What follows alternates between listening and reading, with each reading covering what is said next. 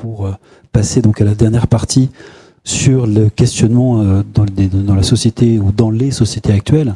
Il y a un sujet qui est en train d'être débattu à l'Assemblée et au Sénat sur l'euthanasie, les soins palliatifs, l'accompagnement en fin de vie, l'euthanasie. Je voudrais savoir quelles seraient les positions et peut-être si vous le souhaitez, bien évidemment, votre avis personnel sur cette fin de vie et cette proposition de loi. Est-ce que, monsieur le rabbin, vous pourriez continuer sur ce que vous disiez? Je pense qu'il y a des choses intéressantes à poursuivre. Pour faire suite à ce que on a avancé, on a bien compris que le corps ne nous appartient pas. Il nous a été confié et on doit en prendre soin durant toute la vie, veiller à ce qu'il ne tombe pas malade, mais veiller aussi à ne pas le dégrader. C'est pour cela que les tatouages, par exemple, ne sont pas une chose tolérée dans la religion, dans la pratique. Mais non plus, on n'a pas le droit de se dégrader dans le sens, choqué par une tenue vestimentaire qui ne serait pas adaptée. Il y a donc un code de vie qui fait que nous sommes à l'image de Dieu. Nous sommes des ambassadeurs du divin. Et à ce titre, nous devons veiller d'abord à accepter l'autre, à vivre dans la plus grande tolérance et dans le respect de l'humain, peu importe sa couleur, sa foi ou non. Mais aussi et surtout, veiller à créer notre monde à nous. Je parle de l'humain, puisque chaque homme est un monde à part, est un monde en soi. D'ailleurs, vous connaissez l'adage « Qui tue un homme, tue l'humanité entière ». Pourquoi d'ailleurs? Cela remonte à Adam, le premier homme que l'homme a créé. Pourquoi Dieu n'a pas créé une planète remplie de milliards d'individus? Pourquoi il a créé qu'un seul homme au départ? Justement, pour que nous puissions prendre conscience que chaque humain est indispensable. Chaque humain est un monde en soi. Et qu'est-ce que le monde aurait été si Adam n'avait pas été maintenu vivant? Donc, à partir de cette prise de conscience, je dois veiller au respect de l'autre. Donc, je disais que c'est pas nous qui décidons quand l'homme doit partir. Et à ce titre-là, nous avons un devoir, c'est de respecter le choix divin. C'est lui qui donne, c'est lui qui reprend. Et la bénédiction que nous faisons quand les endeuillés jettent les pelletés de terre dans le trou, ils disent une phrase, Baruch Dayan Haemet. Béni soit le juge de vérité. Nous ne remettons pas en question ta justice, et par conséquent, c'est pas nous qui allons accélérer la fin de vie. Je me rappelle d'une anecdote, puisque vous aimez les histoires, je vais vous en raconter une. J'étais rabbin à Nice, et j'avais fait donc devant des infirmières qui étaient donc en formation, j'avais expliqué comment le judaïsme se comportait en fin de vie. Il y a une infirmière qui est venue me voir à la fin, et qui m'a dit, je voudrais vous confier quelque chose. Je me suis pris d'amitié avec un vieil homme de votre communauté, qui était ici, en soins palliatifs. Je me suis beaucoup attaché à lui. C'était un homme instruit. Il souffrait terriblement. La maladie le rongeait. Et il me suppliait, tous les jours, de l'aider à partir. Et un soir, j'étais seul, de garde. Je suis rentré dans sa chambre. Il avait les yeux grands ouverts. Il m'a souri. Il m'a dit, le moment est arrivé. Je vous demande de me débrancher. Et ce soir-là, elle a réalisé ce que cet homme attendait d'elle. Depuis les 7 jours qui ont suivi la mort de cet homme, au 7e jour, cette infirmière a fait un rêve. Et elle le voit dans son rêve. Elle le voit, triste, et il lui dit, ce que tu as fait m'a causé beaucoup de préjudice dans le ciel. Parce qu'il me restait 24 heures à vivre.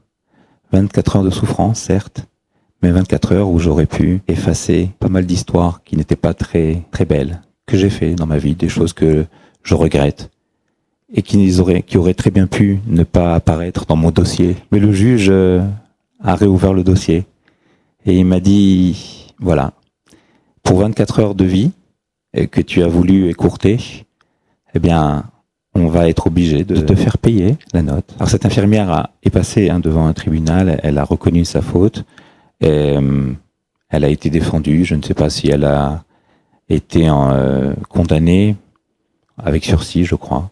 Mais elle racontait cette histoire qu'elle m'avait confiée pour se soulager, parce qu'elle savait qu'elle avait fait quelque chose qu'elle n'aurait pas dû faire. Alors peut-être que cette histoire est pour nous une piste de réflexion sur notre comportement vis-à-vis de ceux qui doivent rendre leur âme quand le moment est arrivé et pas avant. Merci beaucoup. Je vais pas y arriver. Ngakpak Zalmed, comment ça se passe-t-il pour le bouddhisme tibétain et sur la confrontation par rapport à la fin de vie? Nous, on n'est pas du tout dans ce truc-là.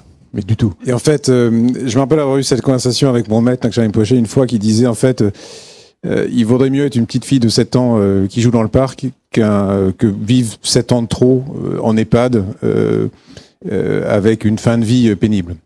Donc, il n'y a pas de portée morale, il n'y a pas de jugement moral, en fait, sur l'euthanasie. Alors, ça ne veut pas dire qu'il y a une promotion de l'euthanasie, loin de là, mais je pense que vous me voyez venir, c'est toujours une forme de pragmatisme par rapport à cette fin de vie. Comment est-ce qu'on fait pour que la fin de vie soit la plus utile possible? Et ça pose notamment une question sur le don d'organes. Moi, c'est une discussion que j'ai souvent avec mes élèves qui veulent donner leurs organes quand ils meurent. Et en fait, c'est un peu plus compliqué que ça, parce que le don d'organes, comme chacun le sait, doit se faire vite, hein, une fois que... Voilà. Et ça perturbe en fait un processus de mort qui est encore en train de se faire. Donc il y a des choses qui paraissent simples, hein, ou une générosité facile, mais qui en réalité est problématique par rapport à un processus de dissolution. Alors je voudrais juste compléter ça avec le bouddhisme, notamment le bouddhisme tibétain, est une forme de science de l'esprit, pas intello, mais une science de l'esprit au sens d'une maîtrise de processus psychophysiques. Les grands pratiquants peuvent, quand ils ont suffisamment pratiqué, rentrer dans une forme de mort consciente. J'ai une de mes maîtres, une vieille tibétaine qui est morte comme ça il y a 3 semaines. Ça s'appelle le Tukdam. Le Tukdam, essentiellement, c'est rester conscient pendant tout ce processus de dissolution et de mort. Hein. Donc c'est pour les bouddhistes, c'est des éléments qui se dissolvent les uns dans les autres et qui se dissolvent jusque dans l'espace où il y a une luminosité ou une espèce de claire lumière. Hein. Donc on retrouve aussi un certain nombre de choses par rapport à d'autres descriptions. Et en fait, ce processus de mort conscient fait qu'en fait, on retrouve un certain nombre de maîtres assis en position de méditation ou allongés. Et en fait, le corps est mort, cliniquement, mais ce processus va perdurer pendant un certain nombre de jours. Alors, ça peut être 3 jours, ça peut être 6 jours. Alors, en l'occurrence, Kanton Tenzin Drolkar, c'était 9 jours. Et en fait, il y a des phénomènes très intéressants, c'est-à-dire que le corps reste souple, la peau garde un certain éclat, il reste une forme de chaleur autour du corps, et ce processus-là, en fait, est une forme de méditation sur la mort, et les grands pratiquants qui rentrent dans ces phases de pratique, en fait, ont une capacité à influer sur la façon dont l'après la mort se passe. Donc c'est une forme de maîtrise du processus de mort. Les conditions de ça sont très particulières. Donc ça veut dire qu'on ne peut pas toucher à un corps, c'est-à-dire qu'il faut pouvoir laisser ces pratiquants-là mourir et maintenir une forme d'atmosphère feutrée autour d'eux pendant le temps que ça va durer. Et donc, en Occident, c'est quelque chose de totalement, enfin, peu possible, parce que peu compris, parce que peu étudié. Pour les Tibétains notamment, pour les Bhoutanais, ces processus-là qui se font encore, on a des centaines de lamas qui meurent en Tukdam chaque année, c'est compris, et il y a tout un système sociétal qui est autour de ça, et qui soutient en fait cette fin de vie. Donc tout ça pour revenir à cette idée qu'il n'y a pas vraiment de point de vue sur l'euthanasie. En revanche, tout ce qui permet à un pratiquant d'arriver dans un état positif et joyeux à la mort va être encouragé. Si quelqu'un est dans une agonie pas possible, les soins palliatifs en fait vont être une forme de solution, de réponse naturelle, compatissante pour aider quelqu'un à passer un pas. Mais il n'y a pas du tout de jugement moral, de jugement de valeur par rapport à la façon dont on va vivre cette agonie. Donc, on va aider ceux qui le peuvent à le vivre avec la clarté la plus importante possible. Et pour ceux qui en sont incapables, on va les aider à passer le pas sans qu'ils souffrent trop, sans que ça s'éternise trop. Mais voilà, toujours dans une logique de comment est-ce que j'aide à passer ce pas de façon simple et puis naturelle. Merci beaucoup. Père François, même question, puisque c'est une question commune à vous tous. Et c'est aussi une question d'actualité. Je dirais, comme nous a dit notre ami rabbin, la mort ne nous appartient pas. Et nos communautés priantes et croyantes ont un rôle important, c'est d'accompagner la personne, à la fois dans sa souffrance et en même temps dans ce qui est pénible à vivre. La souffrance en tant que telle est un mystère. Et pour les catholiques, le cardinal d'Agnello avait dit, avant de mourir, ne parler à ses prêtres, ne parlez jamais de la souffrance, vous savez pas ce que c'est. Parce que lui était extrêmement souffrant et et vivait véritablement plus qu'une ascèse dans la souffrance. Et pourtant, il n'a pas demandé à mourir, le cardinal d'Agnello. Bon, c'est vrai que on était dans les années 60. Mais la vie nous est donnée et on doit la rendre. On doit s'en déposséder. Dans le sens où cette fugacité, comme on disait tout à l'heure, ce temps de vie qui nous est donné ne nous appartient pas. Et donc, quelque part, notre mort ne nous appartient pas. Ce vide, ce qu'on laisse, on laisse énormément de choses, ne nous appartient pas. Il appartient à Dieu. Et nous avons la responsabilité, enfin nous c'est ce que l'on dit, nous avons la responsabilité du non-accompagnement auprès de nos proches. Et nous sommes dans une société qui délaisse à d'autres, aux soins palliatifs, aux ponts funèbres, la souffrance et la visibilité de la mort. Mais nous, qu'est-ce qu'on en fait? Et lorsqu'on prie, en tant qu'orthodoxe, avec les personnes, quand elles sont conscientes, pour les agonisants, on sent très bien qu'il y a des transfigurations qui se font. Moi, j'en ai été témoin. Des personnes, on pourrait dire, en état quasi végétal, et qui, à un moment donné, lorsqu'ils voient le prêtre, il y a non pas un sursaut de vie, mais la vie est présente. Et la personne accueille la mort, elle accueille ce passage. Et je dis pas que c'est simple. Hein. Et là, comme dirait notre ami le pasteur Christo, je suis absolument pas normatif. Hein. Mais partant du principe que la vie nous est donnée, c'est ce qui est dit le jour du baptême, hein, on passe de la mort à la résurrection. Comment est-ce on se prépare à mourir? Nous, dans l'orthodoxie, dans toutes nos prières, nous disons, accorde Seigneur, donc une fin de vie paisible, digne, sans douleur et sans honte. En fin de compte, qu'est-ce qu'on dit à Dieu? On a les chocottes de mourir, hein. Mais on sait que t'es là. Et donc on se remet dans parce que par le sacrifice de la divine liturgie, on va aussi passer de la mort à la résurrection. Donc on s'habitue à mourir. Mais est-ce qu'on a, nous, l'habitude de mourir? Voilà comment il faut aussi appréhender. Est-ce que chaque jour, on a l'habitude de mourir et de revivre? Est-ce quand on dort, c'est une mort? Quand on se réveille, c'est une résurrection? Est-ce qu'on remercie Dieu de se réveiller le matin, d'être en vie, et quand on est vieux, de ne pas avoir trop de douleur? Bon, mais est-ce qu'on a cette louange à Dieu? Et j'interviens souvent dans des formations de soins palliatifs où la question se pose, Père, mais est-ce qu'on a le droit de donner à un orthodoxe ce qu'il faut pour abréger ses souffrances? Bonne question. Oui, mais jusqu'où? Est-ce que ce que vous allez lui donner est là pour soulager, l'aider à vivre? Parce qu'on oublie ça aussi, à vivre sa souffrance. La souffrance est un mystère. Moi, j'ai beaucoup aimé ce que vous avez dit, et on le dit dans l'orthodoxie. Dans la souffrance, quelle que soit la souffrance, Dieu est présent et on peut rencontrer Dieu. C'est aussi un mystère. Et on n'a pas le droit de retirer dans la souffrance cette connaissance de Dieu qui est un mystère entre la personne et Dieu. C'est un dialogue, la souffrance. Alors c'est vrai que nos législateurs, ils légifèrent. Ils légifèrent, voilà, ils légifèrent. C'est tout ce que je vais dire. Mais ayons ce regard. Père Philippe, merci. Quand on parle de fin de vie, je pense qu'il est aussi important de parler du début de la vie. C'est-à-dire que la vie, on la respecte de sa conception jusqu'à son terme naturel. Et ça, on l'oublie un peu vite, encore aujourd'hui, surtout aujourd'hui de nos jours. Et parfois, on veut rendre service, et je ne sais pas à qui on veut rendre service, mais en tout cas, ça ne rend service finalement à personne, ça ne rend certainement pas service à la vie. Alors aimons la vie, défendons la vie. Dans son terme naturel, dans la fin de vie, c'est clair que quand on veut légiférer, quand on veut aider justement dans cette fin de vie, finalement, à qui est-ce qu'on veut rendre service ?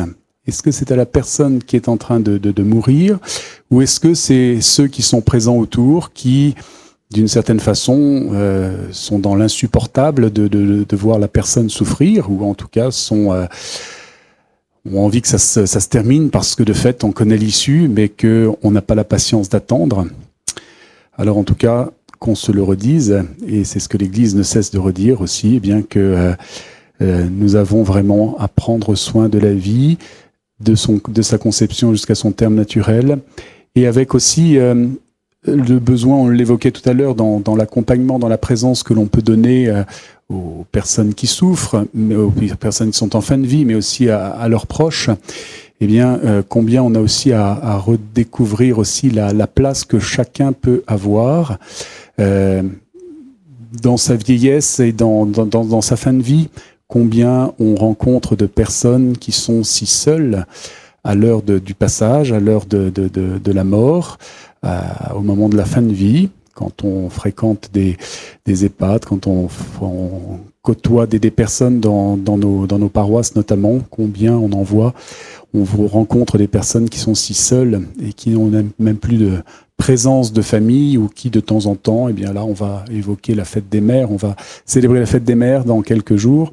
Voilà, combien de mamans âgées seront encore seules, et combien on a tout intérêt à en prendre soin tant qu'on les a avec nous. Et donc du coup, eh bien, c'est vraiment cet engagement et ce soutien qu'on doit se donner aux uns et aux autres, eh bien, pour ne pas avoir peur de la mort, de ne pas avoir peur de la souffrance, même si on a peine à en parler de la souffrance quand on ne la vit pas. Mais en même temps, eh bien, combien on a à respecter la personne. Dans une dimension plus religieuse, quand on regarde le cheminement du baptisé, on a dans nos célébrations la place du cierge pascal, du cierge de Pâques. Elle brille au jour du baptême, elle brille aussi au soir de la vie, au moment de la mort, puisque nous rallumerons au cours de la célébration, eh bien, les cierges autour de la dépouille. Et ça nous rappelle bien que la lumière du Christ Jésus, eh bien, elle ne fait jamais défaut du début jusqu'à la fin de la vie. Eh bien, avec Jésus, on peut aussi passer ces moments-là. Que ce soit humainement difficile à vivre, c'est un secret pour personne, mais dans la foi, eh bien, cela se vit aussi d'une façon un peu plus paisible en tout cas. Alors, l'Église ne cessera de défendre la vie, et surtout, eh bien, nous-mêmes, soyons-en convaincus, même si on peut avoir des expériences. Moi, j'ai des expériences plus personnelles au moment avec une maman que je savais atteinte de la maladie d'Alzheimer. Il y a des moments, eh bien, je me disais, mais à quoi bon vivre? Et pour autant, eh bien, tout fils que j'étais, eh bien, j'aurais jamais eu l'initiative, ni l'envie, ni la responsabilité de dire, eh bien, on s'arrête là. On est allé jusqu'au bout. Et je crois que c'est une grâce. Merci beaucoup, monsieur Lima. Je suis plutôt ému par les prises de parole du rabbin jusqu'à cher Philippe, et de voir que le monothéisme est un grand défenseur de la vie. La vie, il est sacré, la vie, c'est l'œuvre de Dieu, la mort, c'est l'œuvre de Dieu, l'homme, c'est l'œuvre de Dieu. Donc c'est pas à lui de décider, personne n'a choisi d'être là d'ailleurs. Personne n'a choisi d'être existant sur Terre.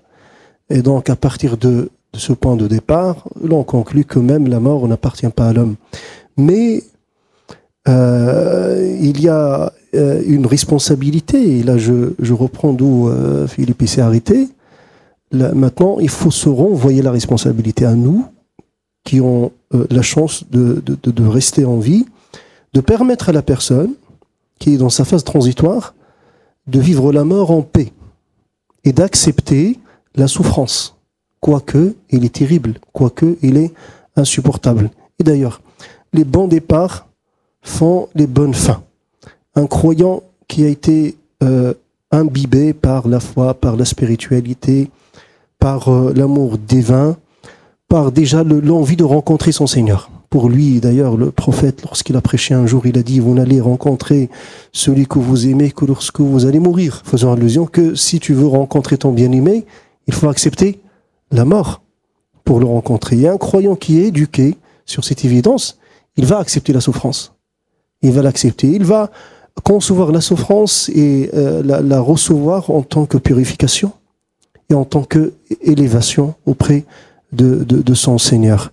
Dans un récit prophétique, il a été évoqué que nul n'a le droit de souhaiter la mort. Le prophète dit, ne souhaitez pas la mort. Plutôt demandez à Dieu de vous donner une vie saine, de vivre en bonne santé, en bonne mine, en bonne forme, jusqu'au dernier stade de la vie. Mais il y a une exception de cette règle. Lorsque la personne vit vraiment des épreuves douloureuses et insupportables, là, il a le droit de s'adresser à son Seigneur qui lui a donné la vie, de faire en sorte que son départ soit dans des conditions vraiment prospères et paisibles. Mais non pas de se fier à l'homme pour lui prendre la vie. Il a le droit de demander la fin de vie auprès de celui qui la lui a donnée, non pas auprès de l'homme qui est aussi mortel. Voilà. Beaucoup. Je ne sais pas si vous le connaissez, j'ai un ami, René Scherer, qui est le fondateur de l'association Jalmave, jusqu'à la mort accompagner la vie. Un jour, je discutais avec lui et il m'a sorti cette phrase en me disant « Nous sommes tous en fin de vie ». Alors, moi, je ne l'avais pas bien saisi, bien compris. Pour moi, la fin de vie, c'est être en soins palliatifs ou avoir une maladie incurable. Et c'est plus tard seulement que je me suis rendu compte de la profondeur de cette phrase. Nous sommes tous en fin de vie. En fait, cette phrase veut nous dire quoi? Elle veut simplement nous dire que nous devons toutes et tous prendre conscience de notre finitude. Parfois, nous faisons en sorte d'écarter l'idée de la mort. Moi, je suis pas un chantre de la mort, mais je pense que nous devons prendre conscience de notre finitude. Qu'un jour, nous allons toutes et tous mourir.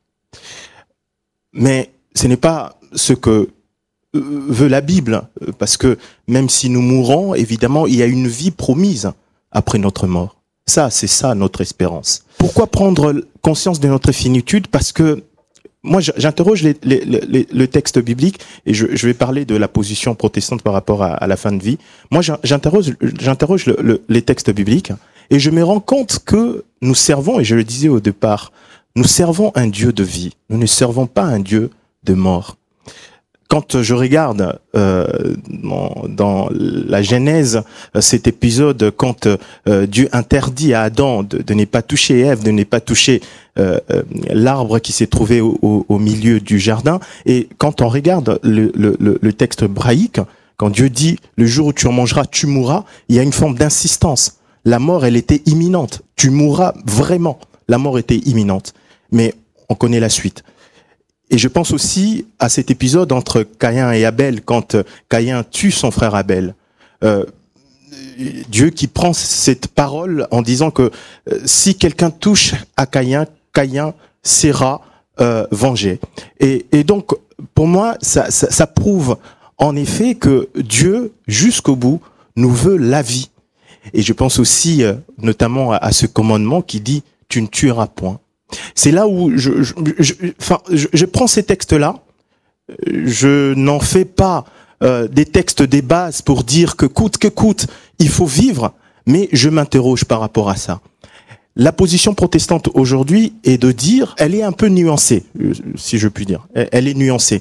Vous avez d'une part des protestants qui pensent qu'il faut aller plus loin par rapport à cette question de fin de vie, et il y a une autre partie qui pense que il faut commencer déjà par exploiter les outils juridiques que nous avons aujourd'hui. Je pense notamment à la loi Leonetti, qui, pour certains, n'est pas vraiment exploitée. Et que l'État doit mettre des moyens pour que les soins palliatifs se passent dans des meilleures conditions. Donc, on est dans le protestantisme dans une situation un peu de nuance, même si, évidemment, nous considérons que la vie l'emporte, la vie emporte sur la mort, mais il ne faut pas non plus oublier, je parlais du fait que chaque mort est unique, chaque vie est unique, chaque vie est unique. Et moi, je vais aussi considérer que il y a des situations où la personne est dans une souffrance totalement extrême. Qu'est-ce qu'on fait? Enfin, moi, je me pose la question de savoir qu'est-ce qu'on fait. Faut-il maintenir en vie quelqu'un, coûte que coûte, ou il faut aussi prendre conscience de sa dignité en tant qu'être humain. C'est pas que je souhaite que la personne soit simplement soit débranchée ou qu'on accélère sa mort, mais moi je prends aussi la question de la dignité, parce que pour moi, si on retire la question de la dignité sur ce sujet de fin de vie, il n'y a plus de débat. Il n'y a plus de débat. Oui, la vie jusqu'au bout, Mais n'oublions pas que chaque vie est unique. Et chaque situation par rapport à cette question qui est véritablement éthique doit être traitée au regard de chaque récit, chaque parole, chaque situation de vie. Parce que vouloir la vie pour la vie, voilà. Merci pour vos témoignages, vos réponses, votre présence bien évidemment, et surtout d'avoir permis à cette très nombreuse assistance d'avoir levé le voile sur cet aspect souvent méconnu de vos religions. Je vous en remercie.